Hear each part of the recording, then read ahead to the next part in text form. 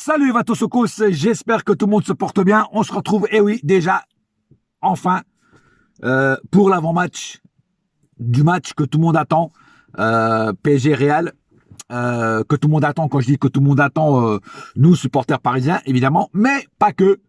Les anti-PSG attendent ce match avec impatience pour venir nous critiquer après, pour venir nous descendre si on perd, on fait match nul. Ils vont nous allumer, hein, les haters, les machins, les anti-PSG. Encore hier, j'ai eu un petit message d'un pseudo-supporter du Real qui disait « On va vous atomiser, bande de clowns. Vos joueurs sont des clowns, je sais pas quoi. » Enfin bref, truc comme ça.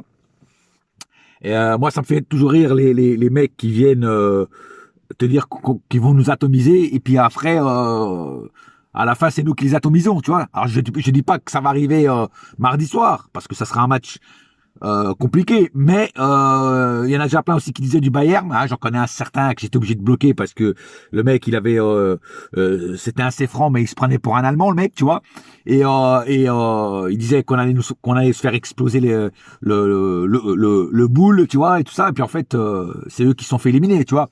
Enfin bref, après ça fait partie du jeu, ça fait partie du chambrage, on va dire ça comme ça.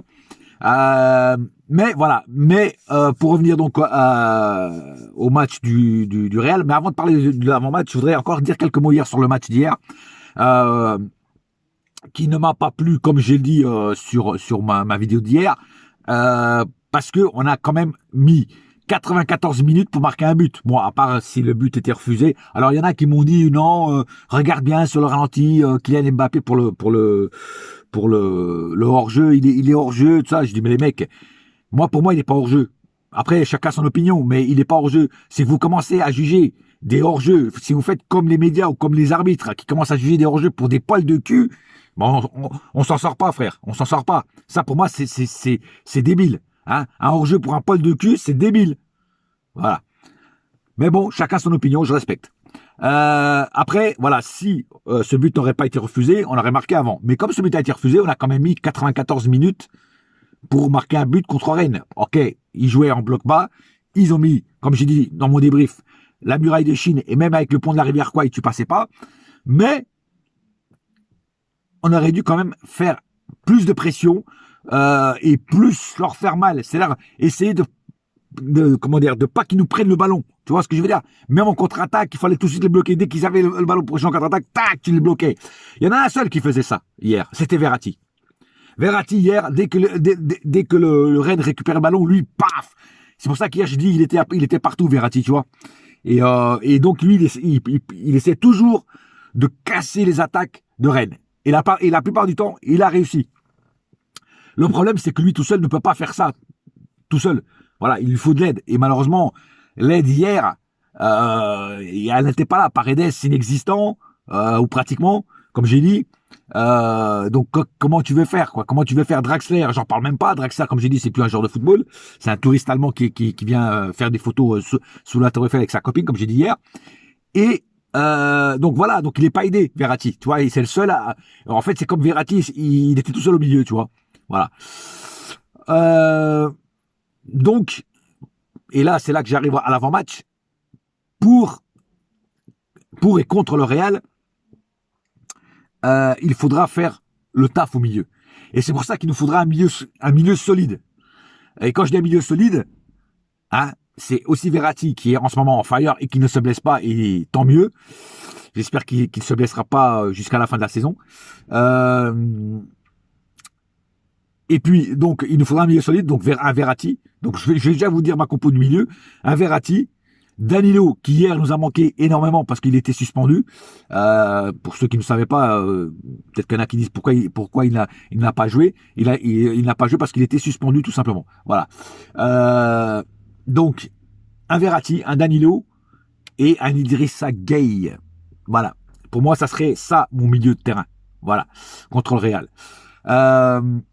Dans les cages, alors là, je vais vous dire tout de suite ma compo. Dans les cages, moi, je veux Donnarumma. Alors, j'adore Keylor Navas. Attention, je n'ai rien contre Keylor Navas. Mais je veux Donnarumma sur ce match. À l'aller. Voilà. Au retour, peut-être qu'on mettra Keylor Navas. Mais à l'aller, je veux Donnarumma. Après, c'est pas moi qui décide, hein, mais moi, c'est la compo que je mettrais. Évidemment, défenseur gauche, pardon, Nuno Mendes. De toute façon, on n'a pas le choix. Il y a que lui. Si, il y a Kurzawa, mais Kurzawa, j'espère qu'il ne rejouera pas, quoi. C'est pour ça que je dis, j'espère que Nuno Mendes ne se blessera pas. Donc, Nuno Mendes, côté gauche. Côté droit, Hakimi, on n'a pas trop le choix non plus. C'est vrai qu'en fait, quand tu regardes bien, côté gauche ou côté droit, en fait, on a les joueurs clés, les cadres titulaires. Mais si ces deux joueurs-là viennent à manquer ou se blessent ou un truc comme ça, c'est la cata, frère. D'un côté comme de l'autre. Côté gauche, en doublure de Mendes, on a Kurzawa, qui est une cata qui n'a pas joué au football depuis déjà 6 mois.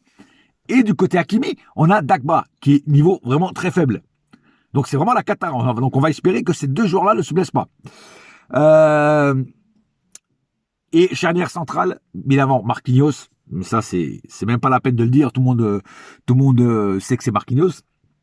Par contre, l'autre joueur de la charnière centrale, alors je l'ai déjà dit et je le redis, si Sergio Ramos est prêt, je mets Sergio Ramos pour ce match.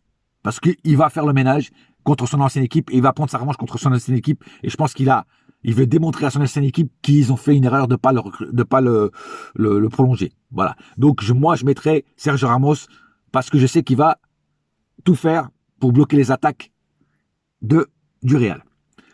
Si jamais Sergio Ramos n'est pas là, n'est pas prêt, là, bien sûr, je mets Kimpembe. Voilà. Là, au moins, on a le choix. On a quand même un choix, tu vois, de deux joueurs quand même top. Voilà. Même s'il y en a un qui est souvent blessé, je parle bien évidemment de Sergio Ramos. Au milieu, je l'ai déjà dit. Devant, en attaque, évidemment, je mets Messi. Ça, c'est sûr. Si Neymar est prêt, je mets Neymar. Pas forcément titulaire les 90 minutes, sauf si lui, il se sent prêt pour jouer 90 minutes. Mais sinon, je le mets au moins une mi-temps. Je le fais rentrer en deuxième. Si jamais les choses se passent mal. En deuxième mi-temps. Et évidemment, Mbappé. Voilà, je mets ces trois-là. Si Neymar n'est pas prêt pour faire le match contre le Real, évidemment, je mets Mbappé, Messi. Et le troisième, très bonne question. Là, j'ai un doute. Je vous dis franchement, j'ai un doute. Pourquoi? Di Maria n'est pas au top pour l'instant, en ce moment. N'est pas au top. Alors oui, Di Maria se transcende aussi quand c'est des gros matchs. Mais Di Maria, en ce moment, il me comment dire? Il ne me rassure pas, il ne me satisfait pas. Il est un petit peu transparent, il a beaucoup de lacunes en ce moment. Alors je sais pas si c'est parce qu'il commence à être vieux ou quoi, ou parce que tout simplement en ce moment il n'est pas en forme, ça arrive. Mais le problème c'est t'as pas trop le choix. Ou tu mets Di Maria, ou tu mets un Xavi Simons comme hier, mais Xavi Simons c'est pas son poste à la base. Hein. Voilà, c'est pas un ailier droit Xavi, c'est un milieu normalement Xavi. Hein. Voilà, t'as pas beaucoup de solutions en fait hein, quand tu regardes bien, parce que les autres, il y en a qui sont pas en forme, d'autres c'est pas leur poste.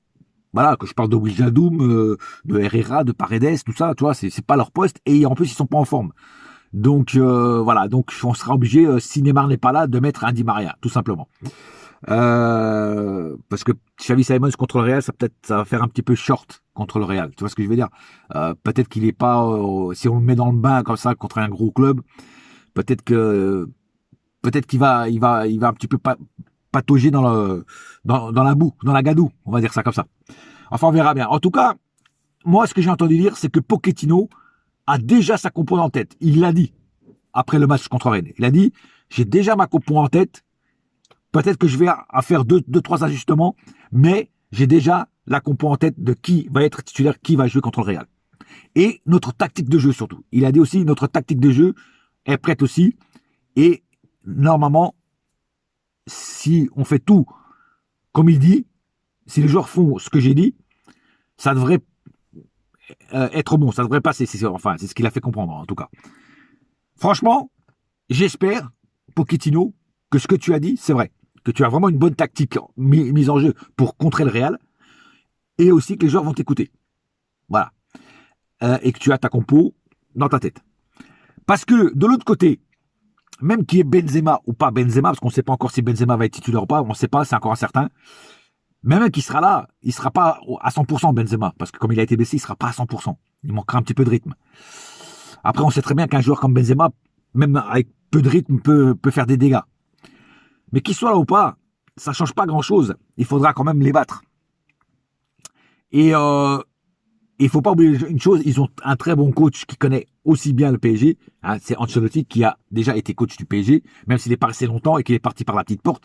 Ancelotti connaît très bien le Paris Saint-Germain et sait très bien comment aussi contrer les grands joueurs qu'on a chez nous. Voilà, c'est un coach qui est intelligent, qui met des bonnes tactiques sur le terrain et qui peut faire un blocage à nos attaques. Après, moi, je dis franchement, moi, je suis confiant. Je suis confiant, surtout que là, le premier match, c'est au Parc des Princes. Je suis confiant pour ce match et je vois une victoire du Paris Saint-Germain. Alors, je ne vais pas donner de pronostic parce que je n'aime pas donner des pronostics. Pour moi, ça porte la poisse. Mais je vois une victoire du Paris Saint-Germain. Voilà. J'ai à peu près tout dit sur cet avant-match. On se donne rendez-vous mardi soir pour le débrief d'après-match à chaud, en espérant que ce soit pas un débrief où je vais gueuler, je vais péter les veines du cou, parce que je serai pas content de ce que j'ai vu. En tout cas, j'espère avoir un match moins somnolent et moins pour les dormeurs que j'ai vu contre Rennes. Après, le Real, c'est pas une équipe qui va venir au parc blinder la défense. Tu vois, faire comme les équipes de Ligue 1, mettre des murs.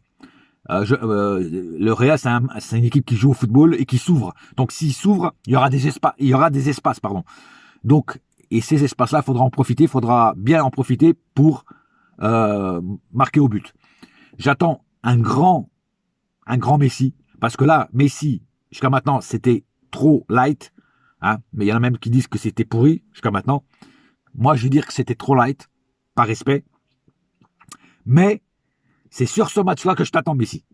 Et sur un match comme ça, et en plus tu connais très bien le Real Madrid parce que tu les as affrontés souvent quand tu étais au Barça, donc tu connais très bien l'équipe, tu sais comment les prendre, donc j'attends un gros match de toi et j'attends que tu conseilles les autres comment faire pour jouer contre le Real. Voilà, j'attends de toi que tu sois un leader en attaque pour les autres. Voilà, donc j'espère voir un grand Messi pour éteindre un petit peu le feu de forêt qu'il y a autour de toi, pardon. Donc allume un contre-feu pour qu'on se calme sur toi. Voilà, j'ai tout dit. En tout cas, je voulais aussi remercier une dernière chose avant de couper la vidéo. Je voulais remercier tous les gens qui viennent commenter mes vidéos, qui prennent le temps de commenter mes vidéos. On n'est pas toujours d'accord, c'est ça qui fait les débats, mais tant que c'est fait dans le respect, sans insulte, sans rien, c'est le plus important. En tout cas, merci à vous de commenter mes vidéos. Merci à vous aussi de prendre le temps de regarder mes vidéos qui des fois sont un petit peu trop longues parce que j'ai beaucoup de choses à dire. et merci aussi à tous les gens qui viennent s'abonner, à mes nouveaux abonnés qui viennent sur ma chaîne. Merci à vous. Franchement, c'est très gentil de votre part. Ça me donne du courage, de la force pour faire toujours ou tenter de faire toujours du bon taf dans mes vidéos et de faire des vidéos de qualité. Moi, j'essaie toujours que mes vidéos soient au top et que si ça vous fait plaisir, moi, ça me fait plaisir de vous faire plaisir. Voilà, c'est tout simplement. En tout cas, merci à vous et on se retrouve bientôt et n'oubliez pas une chose, un seul cœur, un seul club, c'est Paris ma gueule, yes my friend et la saga continue. Allez, bouya!